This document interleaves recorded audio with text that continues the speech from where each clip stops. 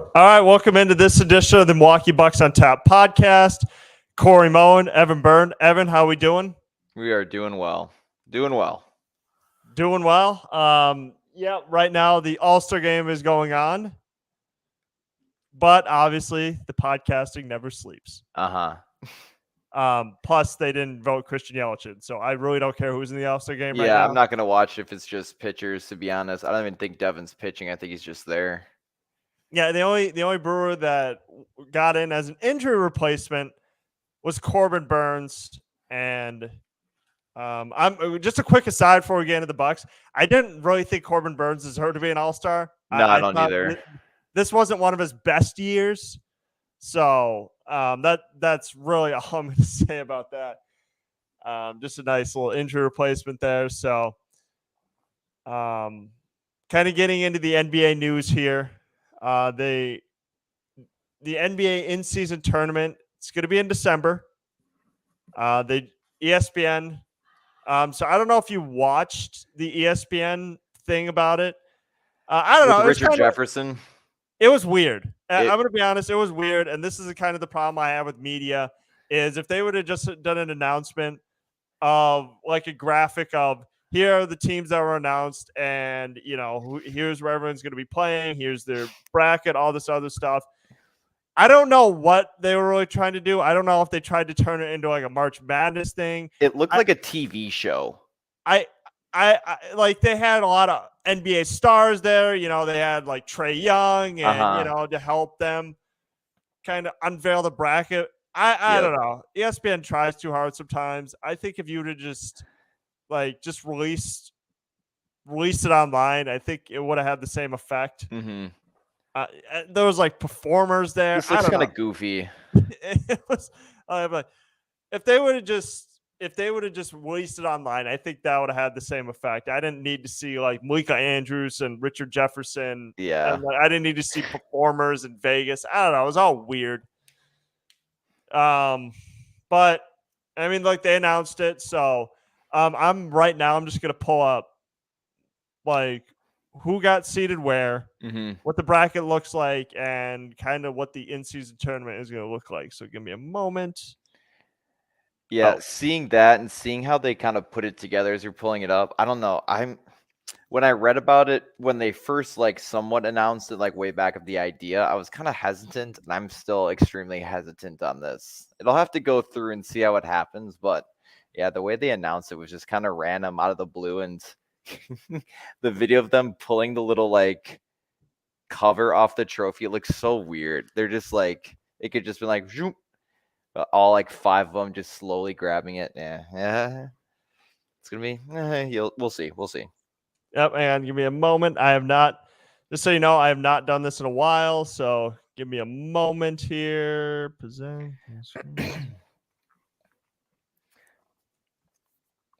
Yeah, they got what 6 different conferences. Obviously, split into 5. We got the East and the West. I almost said AL, NL because we were just talking about baseball. But yeah, so it'll start with that. Are you just sharing the screen? There we go. Cool. All right. Yeah, it's been a while since we've had to share screens. I got a little rusty there. All right, so let's see what we got here. Is this for the? This is what I'm looking at too. So they have the brackets, the conferences. All right, so divisions. Kind of starting in the. You know what? We're gonna kind of go down the list, and we're gonna see who got the weaker bracket, and what teams look pretty good. Yeah, yep. So everything was randomly drawn. Everything was randomly drawn. This is gonna take place in Vegas. Yeah, Monday the 4th and Monday the 5th. So, those will be the knockout rounds. So this is gonna start on November 3rd, and it's continue in November 28th. So that's when the group play is going to start. And then the knockout round is going to be in December 4th or the 5th. So this is going to be a month-long thing, Evan, which will be... Yeah, I don't know. It's so random. That's how I kind of think of it as. It's like, it's not like something small that they've slowly built up over the years. It's just like, boom, tournament in the middle of a professional season. But I think, I'll just keep talking. So the deputy commissioner, Mark Tatum, he was on one of the radio programs at ESPN, and he was saying that he wanted the same effect that like the FIBA has in European basketball. They have this in-season tournament, and I think this kind of gives players more of an incentive to play. Okay, because without the in-season tournament, players and this maybe could go against like load management. This could also be a way for players to hit that 63, 65 game threshold that they have to hit to be eligible for awards such as MVP or, defensive player of the year or first team all NBA. This in-season tournament kind of is like, okay, here's a way that we can get guys like Kawhi or, Paul George, the low management guys. Here's how we can get them to play. The in-season tournament kind of helps do that. So yeah, to just kind of go through the list just really quick. So in West Group A, it's going to be the Memphis Grizzlies, the Phoenix Suns, the LA Lakers, the Utah Jazz, and the Portland Trailblazers. That one's kind of stacked. I'm not going to lie.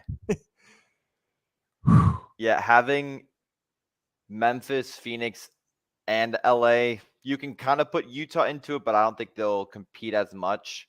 But yeah, a big three like that I think is going to be big for the tournament in general. It almost makes it seem like it wasn't random, but every division or every group has like at least two good teams that'll be a fight for fight kind of thing. But yeah, those big three, that's going to be tough for that one. It is. And unfortunately, we're not going to be able to see the electrifying Ja Morant. He's still going to be serving a 25-game suspension. But on Phoenix's side, you just hope you see guys like, Kevin Durant and Devin Booker and Bradley Beal, because there hasn't been a guarantee that those guys have been able to stay healthy in recent years. I do like the Lakers. The Lakers got some good players. They picked up Gabe Vincent. Yep. They still got LeBron, so they still got LeBron and AD. So, they were able to re-sign Austin Reeves. So, LA still has a good team. Utah is building a nice little young core there.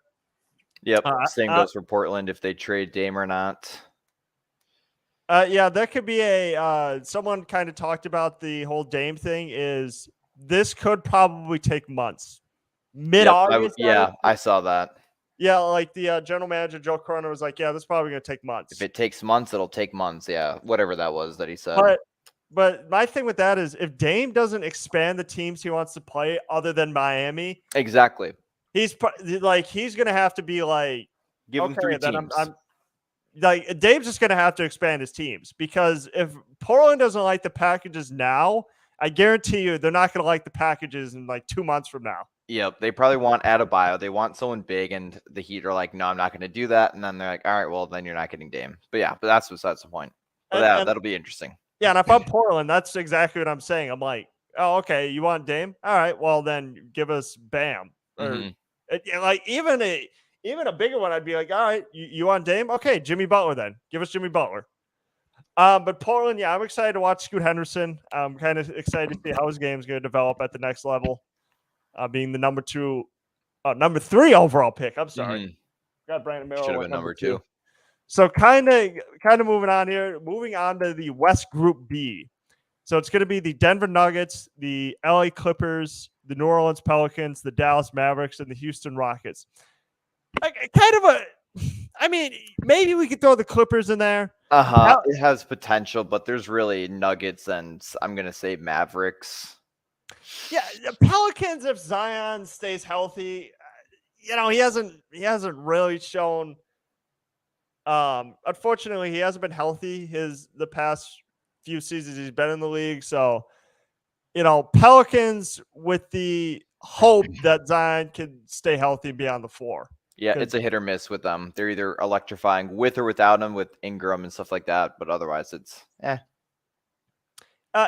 And Houston can kind of sneak up on some folks. I think they're kind of building a nice young talent there. But other than that, I don't know how good Houston is going to be at this point. Okay, kind of moving on to Group C.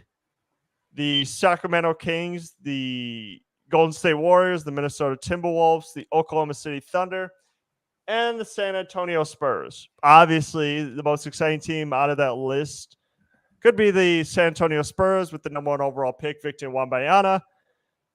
But Golden State still has a good team.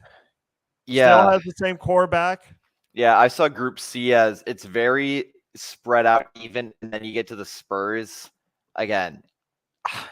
It's you want to see like everything is like as soon as Wembanyama is on the team, it's like, yep, they're going to be here because of him. But I don't know. I feel like they could have been a very solid group if the Spurs weren't on there, and maybe you throw in like the Pelicans or the Mavericks. It would have been a pretty solid group with a lot of competitive basketball. Obviously, you got the Thunder now and Timberwolves. You can kind of say that, but otherwise, it's a pretty even amount spread out game group.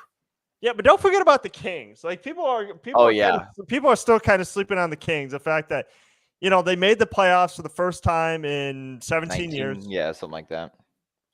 Okay, I still think that's a well-coached team with Mike Brown. De'Aaron Fox and Malik Monk and Domantas Sabonis. Like I still think they had a really good year this past year. So I just want people to make sure that nobody takes the Kings for granted because they can make some noise in this in-season tournament. Yeah, it'll be interesting again with the matchup again with them and the Warriors, but I could see them coming out of that group if they can kind of withstand the Warriors. I would say it's either going to be Sacramento or Golden State for that one. Also, don't sleep on the Thunder either. We have to see how Chet Holmgren does. Because he didn't. Yeah, he did. Yeah, it's because he didn't play this past season. He suffered that injury in in a Drew League game, I believe it was. Yep, some league game with LeBron and stuff.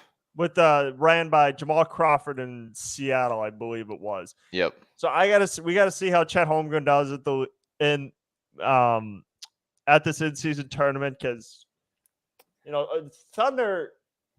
I used to kind of think of them as like the Sixers, that they're just perpetually rebuilding. But Sam Presti, he does a great job of kind of just churning out young talent for the Thunder. Mm-hmm. Yeah, you got all their draft picks coming up. There's no way they don't miss on a pick or two of those. And if they do, then that'd just be extremely unfortunate. But yeah, they got a good future, especially if Chet can come into the league well, or how they assume he's going to play. Like honestly, the more that I think about it, the more that I can see the signs of Bronny James going to the Thunder. Ooh. If Bronny goes to the Thunder, would LeBron be like, I gotta live a year in Oklahoma City. I gotta go to the Thunder. I gotta live a year in Oklahoma City. All right, I'll do it. I mean, I don't know what's there. Like LeBron's kind of building out his acting career in LA. Just has a lot of different business ventures. All of a sudden, he has to go to Oklahoma City and be like, all right, fine. And people are honestly mad at Kevin Durant, but he stayed 9 years in Oklahoma City. Like that, he did. Like in that city, like that must have been tough for the guy who kind of grew up in the in suburbs of Washington D.C. now he's in Phoenix. It's just staying a long amount of time in Oklahoma City. Like I think those guys should be given credit for that. All right, next up, moving on to the Eastern Conference. We got the Philadelphia 76ers, the Cleveland Cavaliers, the Atlanta Hawks, the Indiana Pacers, and the Detroit Pistons. I see that one staying in that exact order.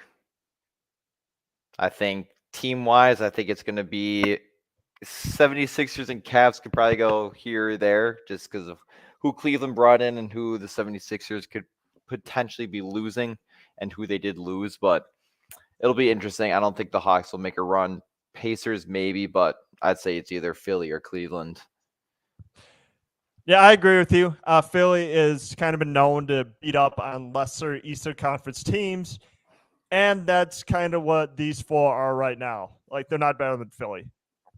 And I think especially if Philly chooses to bring back James Harden, which a lot of people think they will, and now I think they will. I still think Philly could be a good team. Philly's still going to be one of the top teams in the East. Yeah. And they're going to be one of the top teams in this tournament. And it's kind of one of those things where in the East right now, there's kind of 3 top dogs. There's Milwaukee, there's Philly, and then there's Boston. Mm-hmm. So, I got to throw Miami in there too. I'm going to throw Miami in as like a 4th. They did make that run to the finals. And, despite losing 2 shooters, you can't discredit the Heat culture there. Yeah, the Heat will always be the Heat. It's an extremely frustrating team to play against. Evan, kind of going through it. I mean, Cleveland, I don't really know what's going on there. I still think that team is still top heavy-ish, like with Darius Garland and, Evan Mobley, Spida. Like, I don't really know. I don't know what's going on in Cleveland. I think they're I don't know how they improved their team because they lost in 5 games to the Knicks, which I don't know if you can really have that happen as a franchise, but and that would suck. Atlanta, I think you're right. You getting rid of John Collins, I believe, to the Jazz, right? I think he went to the Jazz for Rudy Gay, I want to say. I think you are correct. Yeah. Yes, the Jazz. Finally getting rid of John Collins after like 4 years of like talking about trading him. Like, I don't. Yep, again, Atlanta's kind of in that mediocre spot where they're not bad, but they're not going to be. You're not going to see a run like they had 2 years ago. No, and that's so random to think about is how they almost made it to the NBA Finals against the Bucks. Not almost, but obviously they were in the spot to go. But yeah, that was kind of random. But yeah, they traded him to the Heat, the Jazz. Yeah. Again, Rudy Gay's future 2nd round. Again, they thought this guy was going to be an MVP. No, he's not bad, but he's not like outstanding. You talking about Rudy Gay? John Collins. Oh, okay. I'm sorry. I was like, yeah, Rudy Gay, he could have been an MVP at one point. Rudy Gay's had a solid career. There's a tweet about John Collins being MVP with future MVP, and that did not pan out well. And look, people will use that against the Hawks, but it's kind of a double-edged sword because they'll use that against the Hawks and they'll use that against the Bucks. Where, if you remember 2020, obviously the Lakers won the championship in the bubble. Mm-hmm. But then in 2021, people talk about the Milwaukee championship. Well, it's like, well, it doesn't really count. They still had COVID rules attached to it. So people always use that for the Hawks, where it's like, well, yeah, they made it to the Eastern Conference Finals, but that doesn't really count. It's because their team didn't win. You only talk crap. If your team would have won the bubble, you would be defending your team too. I know. People will use that against the Bucks, but it's like, that doesn't count. That was a weird season. It's like, well, everybody had the same. Everybody had the same restrictions, games, yeah, everything. Yeah, everybody's on the same level playing field, so we can't really complain about it. The Pacers. They're sneaky. They're sneaky good. They still have Miles Turner, right? He hasn't been traded yet. I don't think. Nope, hasn't been traded for the last like 5 years. He's like the John Collins for them. They talk about trading him for so many years, and they never do. Yep. They still got Buddy Hield. Okay, mm-hmm. Benedict Mathurin. I think he's he's a sneaky good player. And then re-signed Tyrese just recently. Oh yeah. So they got building out a nice little young core there. Detroit, I really don't know what they're doing. They just paid Isaiah Stewart $64 million, 4 years. Cade Cunningham, he's kind of the engine that makes that team go. He missed all of last season. I think he had injury. He got hurt early on in the season. So not like they would have made a run or anything, but yeah, it'll be different. He comes back. Obviously, they have James Wiseman for a full year. Again, James Wiseman. Personally, I don't think he's going to do anything for them, but he might sneaky average some numbers. I don't know. I mean, nobody's going to watch the Pistons basketball, so he sneaky might like put up some numbers for him. And look, they'll be well coached now. They got money. They threw money at Monty Williams. A lot of money. So Detroit, they're not going to do anything this year, and they're probably not going to do anything in this tournament. But hey, they're in the tournament, so we got to talk about them. Next up, Evan, our Milwaukee Bucks are in East Group B, Mm-hmm. along with the New York Knicks, the Miami Heat, the Washington Wizards, and the Charlotte Hornets. Now, really, I think for me, okay, first of all, I think the Bucks are going to be. I think they're going to do really well in group stage. Now, if they have to play against the Heat, I'm always going to be nervous when they play against the Heat. Yep. Always. The Heat Okay. could have the entire Pistons roster, and I'll still be nervous just because it's the Heat. True. So the Bucks are going to be, they're sneaky. I think they're going to be a good team. The Knicks, I don't know. They got Dante DiVincenzo and Jalen Brunson and Josh Hart. So they have a good starting lineup now. Now they do. Now they do. Yeah, assuming Dante will start as like a small forward. But yeah, they'll be interesting. Again, don't think they'll go far. Mm-mm. The Heat, as we just mentioned, they still have Jimmy Butler and Kyle Lowry and Bam, and if everything works out, hopefully Dame. Okay. The Heat. Heat scare the crap out of me. I'm gonna say this. I can scream it from the mountaintops. The Heat scare me. Okay, because you know what, they lost 2 shooters, but they could very well like get another shooter from the G League. Yeah, who ends up like shooting the lights out. Put up like giving them like equal value that Gabe Vincent and Max Strus did. So that from that standpoint do scare me. The Wizards, they're I don't even know how to describe them. They're perpetually mediocre. They're trying to rebuild. They got Jordan Poole. Yeah, they lost Beal. Trading him for him, it's like either one is. I don't know. The Wizards are going to be the Wizards. Yeah. So I don't know. Maybe see what Jordan Poole does. Because I'm really having trouble naming like the rest of the players on that roster. Yeah, they signed that one like European guy. Mm-hmm. For a couple years. I know he barely played. Well, I shouldn't say that. I mean, I know they have Johnny Davis and I guess Corey Kispert, but they did get Patrick Baldwin Jr. from the Warriors. I watched him at UWM for the 5 games he played. Yeah, and he didn't see a lot of action for the Warriors last year, so no. Yeah, a lot of Milwaukee guys. The Hornets, we'll just say they have a lot of fat contracts. Yep. That they can't really make their team better. I mean, look, they got Brandon Miller. Okay, I think he's going to be a good player.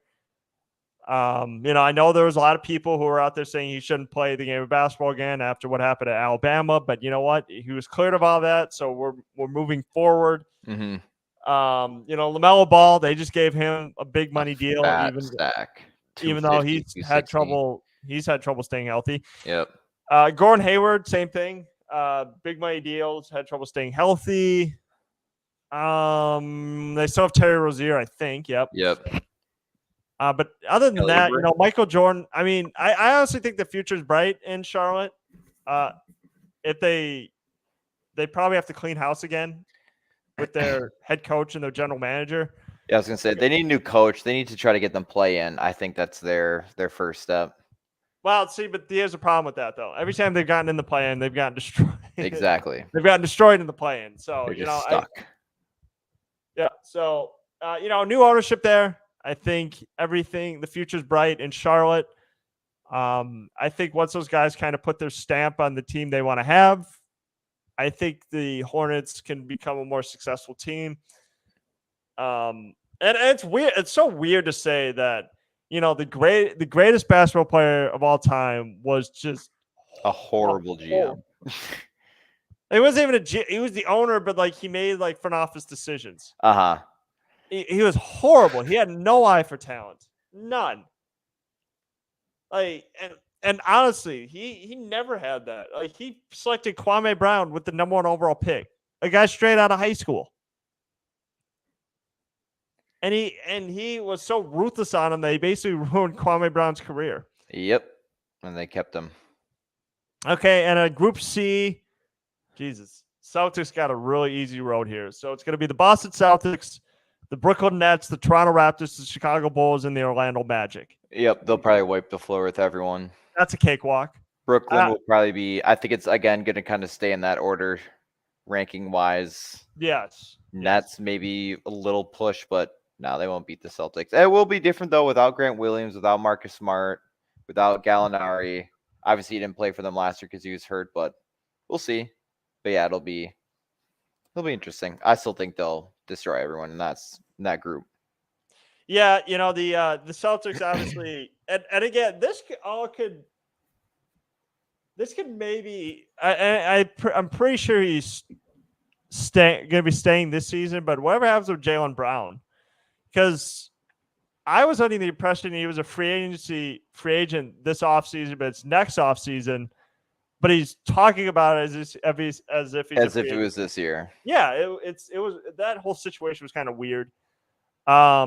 Brooklyn, I mean, people have said if Brooklyn could get Dame, which I know Dame hasn't shown any indication he wants to go to Brooklyn, which again, I've heard. I might as well then just stay with Portland. Yeah, I mean, I've heard different things about Brooklyn. I've just heard like the city itself. I just don't think anybody really wants to live there because like KD and Kyrie did, but they kind of joined up together. I don't know if they joined because the Nets. Like we really want to live in Brooklyn. Like I just don't know who really wants to live and play for the Nets for some reason. There's no. I just don't know if there's like atmosphere at where they play. Like at the Barclays Center, I think. Yeah, yeah, the Barclays. Like when I look at that atmosphere, it just I don't know. It just looks the atmosphere looks weird. It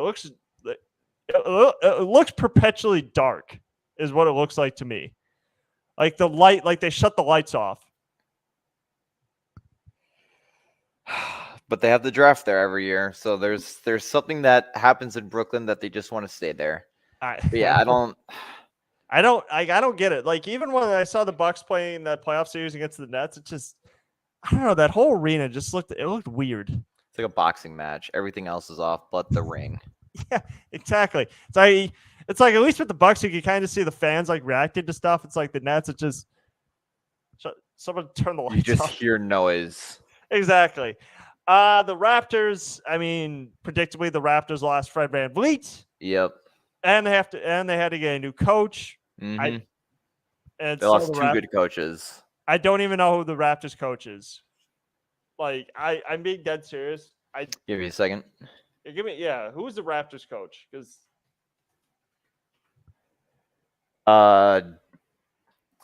Darko Rajakovic. Yep, see? I believe is how you say his name. Used to be an assistant coach for OKC, Phoenix, and Memphis. All right. Yeah, again, that's like the least. That's like when the Suns hired that one coach for a stint, like Igor. Yes. Like he beat the Bucks that one. And he beat the Bucks at one time. It was like the worst coach in NBA, one of the worst coaches in NBA history. Like, actually beat the Bucks in a regular season game. All right, Evan. Then we got the Chicago Bulls. I mean, if Lonzo's not playing, this team's not going to be any good. We're just going to be honest. We're going to keep it real. The Magic aren't going anywhere. They just lost John Hammond. John Hammond just basically moved into an advisory role. So, that's good for them. John Hammond's kind of built out I think he's put them in a good spot. Yeah, they got some young guys that'll take a few years, hopefully. But yeah, Franz, both the Wagner boys, Paolo, obviously, Markel, Jalen, still some of those guys I'm hoping kind of pull around, but they're all too young. They're like the Pistons in a way, but I see the Magic being higher future than the Pistons, me personally. And then obviously, as we mentioned before, group play is going to take place November 3rd through the 28th. However, here's the caveat here. There's not going to be any games on Tuesday, November 7th, because it is election night. So that should be fun. I don't know who's being elected. It's not the presidential, is it? No. It's probably like Senate or Supreme Court. Yeah, nobody cares. I don't teach history anymore, so I just tuned it all out. Yeah, I mean, it's not that I don't care about politics. It's just when it's like Senate, I'm just that's kind of something hard for me to pay attention to. The knockout round, that's going to take place on the December 4th and the 5th, and the championship's going to take place on December 9th. And the official prize is going to be allocated to the players on the teams that participates in the knockout rounds, with allocations increasing depending on how far a team progresses in the tournament. That is pretty nice. And obviously this was kind of picked based on who, like, the top teams are who are kind of the best teams in the NBA. Yep. So that's why everyone's kind of, that's why this is kind of seen as, okay, the teams at the top are seen as the teams that are really, really good, and the teams kind of down below that are like maybe second tier teams. I mean, it's kind of hard to argue now with the Lakers being worse than the Grizzlies, but I mean, yeah, we'll have to kind of see. So, I'm gonna stop sharing the screen. Yeah, I kind of see it as, personally, obviously I'd want the Bucks to win this, but I think it would be cooler to see some of like the lower seeds win this or go far or have like a run. It almost be like watching like the 16th seed upset the 1 seed. Like I kind of want to see like maybe the Pistons make a little run or the match. And like, I don't know, I feel like it'd be a little more entertaining if you saw like the teams who usually don't produce in the regular season or make the playoffs do well in this, than just to see basically what the NBA playoffs are going to be in this, and then just see it twice a year. Mm-hmm. That's just a personal standpoint. Yeah, I would like to see a little more parity, especially in the in-season tournament, because we never see it in the playoffs. No, it's the same thing every year. Like, well, I don't know if I necessarily agree with that, only because of the fact that, you do see surprises in playoff series. Yes. Yeah, like those, like, now granted, those teams aren't going to make it to the finals, but I don't think anybody expected the Heat to dispatch the Bucks in 5 games. No. I think they expected that series to be competitive, but I don't think everybody expected like an 8 seed to just quickly be like, oh, really, this is a 1 seed? Mm-hmm. Now, granted, a lot of Bucks fans are going to use the excuse where Giannis was hurt. I don't know. Even if Giannis wasn't hurt, I just think the Heat had too good of a plan to kind of neutralize him, because they've always had that plan. Like, Giannis has always had tough game against the Heat because they have guys who are long. They play really stout defensively. And, that just shows that Eric Spoelstra is one of the best coaches in the NBA, because he could have made those adjustments that Mike Budenholzer simply couldn't. So there was just too many, strategic-wise, I just think Spoelstra was going to be better than Budenholzer, I think, even if Giannis was healthy. Yeah, and I just think the lack of defensive schemes and all that, I feel like at this point, it's like even in the Celtics series in 2022, it's just it is what it is. You just kind of gotta get over it at some point. I hate trying to go back. Obviously, I want to make excuses too that Chris was injured, but again, it is what it is for the Celtics, and it is what it is for the Heat. So we'll kind of see. It'll just kind of depend on if losing some of their role players helped. If they get Damian Lillard, how is that going to work? But it would be kind of cool to see like the Knicks kind of go far, or the Pacers, some team that could make the playoffs. I mean, I think the Knicks will make the playoffs again, but just, give us like a little surprise. Give us like a realistic, like 8 or 9 seed in the March Madness tournament, kind of make like a run. Give me something like that, because I could care less if the Celtics win this in-game tournament. It wouldn't really surprise me, nor would it like interest me. I'd make it more interesting, and I would like it more if someone who wouldn't make the playoffs made it further in this. I agree with you, and I would like to see a team like the Magic, like the Pistons, like, say, even the Rockets. I would love to see the Rockets in that, because here's what we want to see. We want to see young talent. Okay, we've seen star players for years. Okay, what NBA fans like most is seeing young talent. Okay, even though the Trailblazers in there, like, I want to see Scoot Henderson. I want to see how his game develops, because. And here's the other reason why I do like this in-season tournament, because we finally kind of get a glimpse of and a look at some of these teams that we wouldn't normally see. Like, a lot of these teams, like the Blazers or the Rockets or the Pistons or the Magic, they're not going to be on national television. So nobody's going to watch. Nobody's going to watch. Nobody's going to know who the good players are. Okay. We maybe get to see like when the Bucks play the Magic. I'm kind of curious to see who's good on the Magic, or who's good on the Pistons, or not. I mean, not so much the Blazers, but like hardcore NBA fans kind of like seeing players who are on bad teams, because it's like, these players can kind of like, despite the fact they're playing for bad teams, are still like, I guess, really, really good. Yeah, and I think that'll be I'll kind of put that as my deciding factor on the tournament. Again, I'm still hesitant on it if it's going to work out, but I'm going to have no interest in it if it's exactly what the NBA playoffs are going to be like with all those same things. So I'll have my own thoughts once it's done. And I think that'll be a good like wrap up podcast at the end of the year for after the tournament, but I'm hesitant. Yep. All right. Kind of moving on just a little bit. We got two more things on the docket. Have you been watching much summer league basketball? Because I haven't watched the games, but I've been watching some of the highlights a lot, and I really hope. And I've said this during our draft summary podcast, but I really think Andre Jackson can get some minutes. I almost said Andrew Jackson, but Andre Jackson. I think he can get minutes. He looks like Javon Carter, but faster and more flashy. He gives me Jalen Green, and I know that was his like player summary when he was drafted. Excuse me, but he gives me Jalen Green like explosive type play, but on the defensive end. Yeah, and you know what? I actually did post a couple of the summer league clips on our YouTube channel. Go ahead, check it out. But one of the clips I posted was Andre Jackson Jr. just glassing somebody. Yep, like twice. That back-to-back block play. And when plays like that, it's like, ooh, that guy flashed just immediately off the screen. The other clip I posted was Marjan Beauchamp throwing a little alley to himself. Like just young talent showing up. Yep. There was an unfortunate clip though. Taco Fall's free throw form. That one was going viral. That's tough. I can't rock back.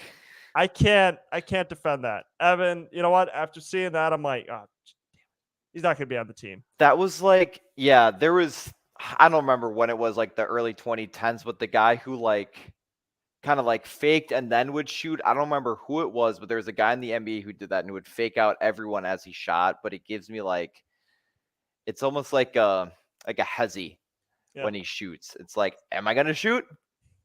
I know exactly what you're talking about. I think that player's name was Chuck Hayes, and he played for the Rockets. He might have been, I think he was a power forward at the time. Yeah, look it up. I believe his name was Chuck Hayes. I think he did the little. Yes. He had that.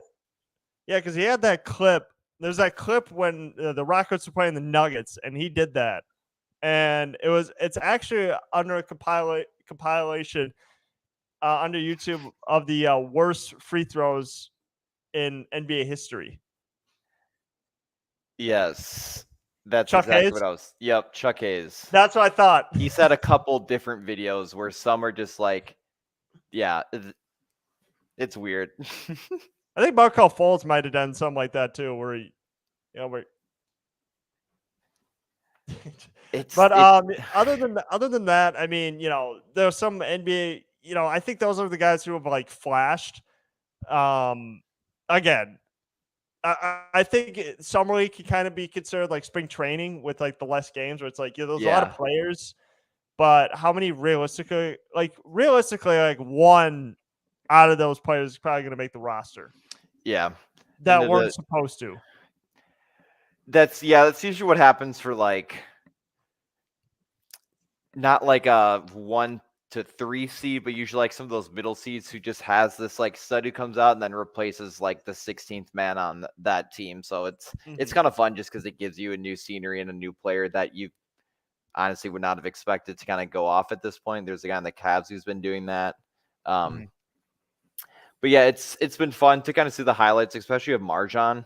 And seeing that he's averaging like I think around 20 points, 18 to 20 points for the summer league so far. So I'm excited to see him this year and hope that his play is exactly how I expect it's going to be for his second year. And look, and here's what both of us said, that him going over to Greece with Giannis, that's huge for his development. Mm-hmm. Like this is kind of one of the reasons why Marjan's kind of showing out in summer league, is that I think if anybody has the tools to show you how to become a great player, it's Giannis, because he was once in Marjan's shoes. Mm-hmm. I mean, well, I guess a little less so because no one knew who he was. I guess it's a little different because Milwaukee, once Giannis got there, had a huge talent disparity. Uh-huh. And it's like, wow, we got to throw the young kid in there. But once Marjan got there, it's like, the Bucks have already been established as one of the top teams in the East. So it's like, well, he's not going to see too many games. He's a young kid. We shouldn't have to rely on him. But back when Giannis was a rookie for the Bucks, it was like, well, I mean, we have to rely on him. we got to throw anybody out there. Like they probably would have thrown me out there. 2013. Their 15-win season. Yeah, it just wasn't. It was not a good team. So no. I mean, a little different, but at the same time, I think Giannis could show Marjan the tools on how to become a great player. Yep. And hopefully he turns into a huge rotational guy for the Bucks this upcoming season. Last topic, Evan, are you aware of the new NBA rule changes that just passed? I potentially could be if you refresh it and say it to me really quick, and let's see if I remember or not. Okay. All right. So this was posted about 45 minutes ago. Then I'm not. Okay. All right. This is from Sham Sharonia. So this is the exact tweet.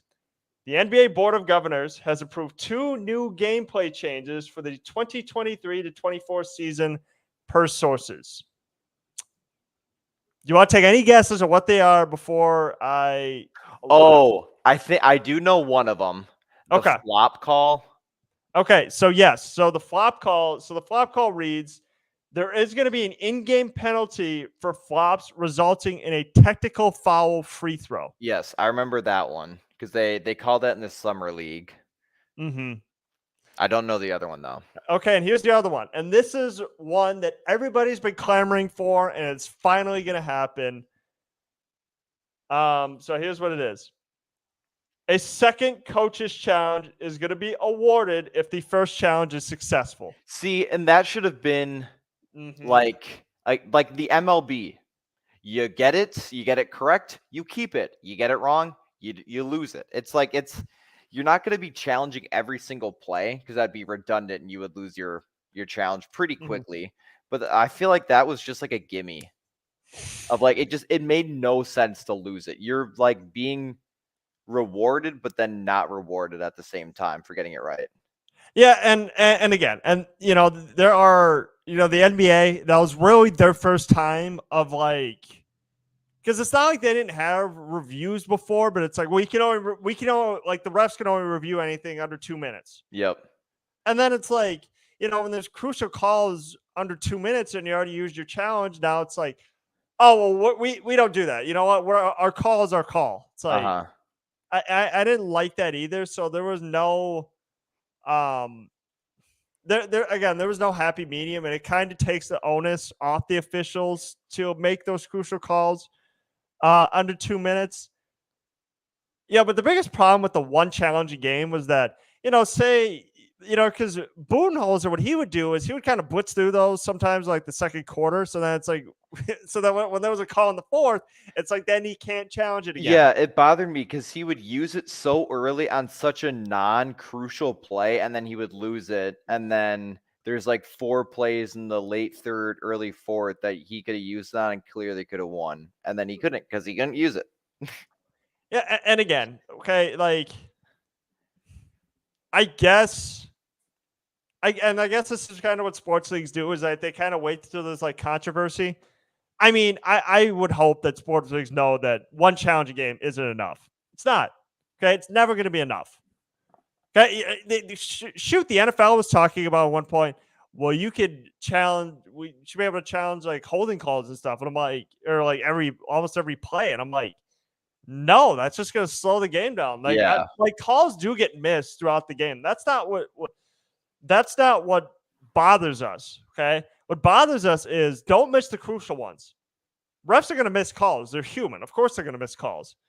But it's like, like you gotta get the crucial ones right. Yeah. Like that's all we're asking for. And it's just you just can't challenge once a game. Like that's never going to be enough. There's so many plays, especially as it gets competitive in the final stages of games, that a potential call could easily be missed, and that's when most of them do get missed.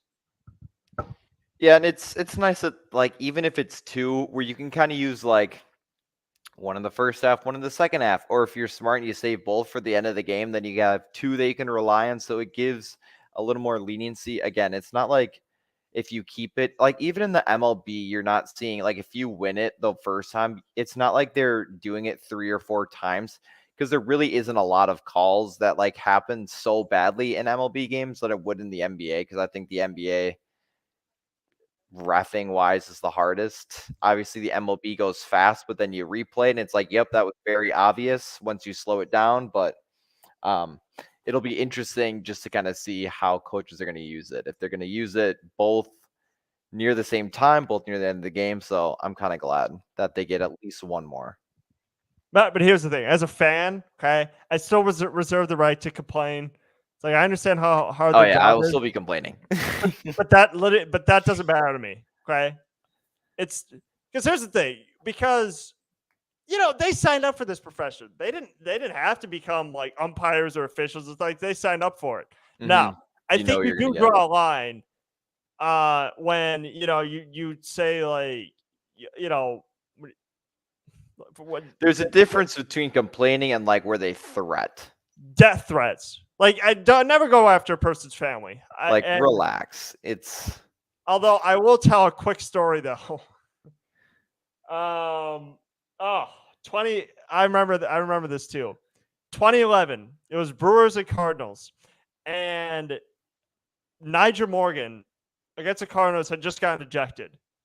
Okay, I thought that Albert Pujols started that whole thing by I think coming out like him, and so the play. What play happened was, Chris Carpenter struck out Nigel Morgan, and Nigel Morgan, Chris Carpenter were jawing back and forth. And I think Albert Pujols, I think he kind of started it. If you just let the guys like jaw back and forth, I think you should just let bygones be bygones. I think Albert Pujols started it. The umpires only ended up ejecting Nigel Morgan. Okay, Albert Pujols got to stay in the game. And so in my 7th grade mind, I was like, you know what? I'm going to email this umpire. I literally thought about emailing an umpire, or emailing the MLB. I think I remember the guy's name too. It was DJ Rayburn. I thought about emailing DJ Rayburn and be like, dude, you effed up that call. I was going to threaten him. I was just going to be like, dude, how are you going to eject Nigel Morgan in like 7th grade grammar? It's like, who wrote this? Anything else? No, again, we're getting to that point where we're about 3 months out until the NBA season starts. And I guess once the summer league continues to go, again, we're still very early in the summer league, but I'm excited for some more breakout players on the Bucks and just kind of around the league in general. I'm going to be most curious about our 2 new rookies, and then obviously Marjan for the summer league. I know Lindell and AJ Green weren't playing as much because of very minor injuries, so obviously don't play them if they're hurt when you really don't need to. But yeah, it'll be nice. We're getting close, and I guess moves are still somewhat being made. Now, I don't think the Bucks are going to be making any more moves kind of since there was a statement by John Horst kind of saying that he's comfortable with the team. So if he's comfortable, then we'll see what happens. But maybe that means Lindell will get some minutes or Andre Jackson will get some minutes. So either Adrian Griffin's cooking something up or John Horst is feeling comfortable. Yeah, it would kind of worry me as a Bucks fan, because I think a lot of people took when he said that as, oh, well, he's just kind of relying on Giannis and whoever else we got for like the bare minimum. Yep. And you kind of have a right to feel that way, because I mean, what else is he supposed to say? It's like, who else can we possibly get in free agency with the limited amount of cap space? Yep, and then There's having nothing. And look, this is not a bad team. It's just, you got to make a few fundamental tweaks to make sure this kind of remains a good team. with the new coach, don't blow it up too much and then not give him what he could potentially use. Yeah, and couple quick notes here. Milwaukee did beat the Nets today's game 92-71, so they're 3-0 in the Summer League. And as we kind of predicted, Jay Crowder officially signed for the league minimum, I believe it was. Yep. Which is basically like, all right, dude, like your career is basically winding down here. Just see what you have left in the tank. Basically how I take like when people sign for league minimums. So thank you guys for tuning in to this special edition of the Milwaukee Bucks on Tap podcast, and we'll see you when we see you.